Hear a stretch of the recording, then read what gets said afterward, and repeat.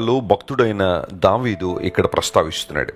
భూమి మీద వర్ధిల్లుచున్న వారందరూ అన్నపానములు పుచ్చుకొనుచు నమస్కారము చేస్తారని. ఇది చాలా ఆలోచించాల్సిన మాట. నమస్కారము అని ఉన్న చోట హిబ్రూలో షాఖా అనే మాట వాడబడింది. షాఖా అనగా వర్షిపింగ్ ద లార్డ్. దానికి మరొక పదం ఏంటంటే ప్రాస్ట్రేట్ అనే పదం వాడారు. అంటే సాగిలపడిపోవడం, దేవుని సన్నిధిలో సాగిలపడి ఆయన్ను పూజించడం. మన క్రైస్తవ సంఘాల్లో ఒక పాట తరచుగా పాడుతుంటాం, సాగిలపడి మ్రొక్కెదము అనే ఆ పాట. చాలా బాగుంటుంది కదా.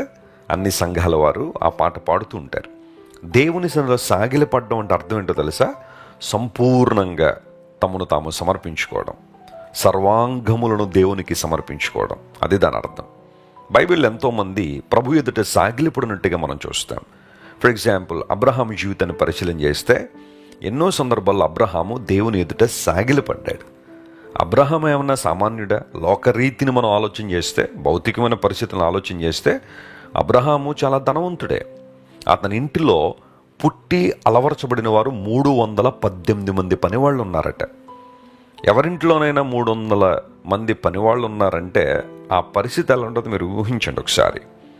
కాలు కింద పెట్టకుండా పరిచర్య చేసేవాళ్ళు అంతమంది ఉన్నారంటే ఇంకా వాళ్ళ యొక్క భోగము, వారి యొక్క ఉద్దేశాలు చాలా విచిత్రంగా ఉంటాయి. కానీ అబ్రహాములో తగ్గింపు దేని మనసు ఏంటంటే, దేవునికి సంబంధించిన విషయాల్లో దేవుడు అనే పదం వినగానే, సర్వశక్తుడు అనే మాట వినపడగానే సాగిలపడ్డం నేర్చుకున్నాడు.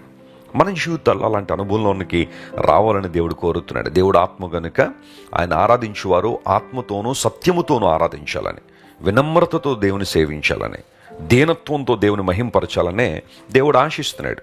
నీ ఆరాధన విధానం ఎలా ఉంది? దేవుని స్తుతించే విధానం ఎలా ఉంది? వారు వచ్చి నమస్కారం చేస్తారనగా సాగిలపడి దేవుని స్తుతిస్తారు.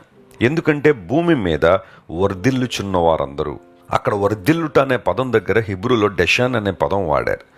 దాని అర్థం ఏంటంటే ఫ్యాట్ అని అర్థం, బీయింగ్ ఫ్యాట్.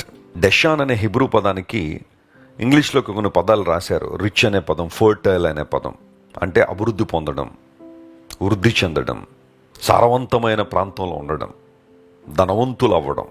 ఈ పదాలన్నీ కూడా ఆ మాటకు అర్థాలుగా వస్తూ ఉంటాయి. వర్ధిల్లుచున్న వారందరూ.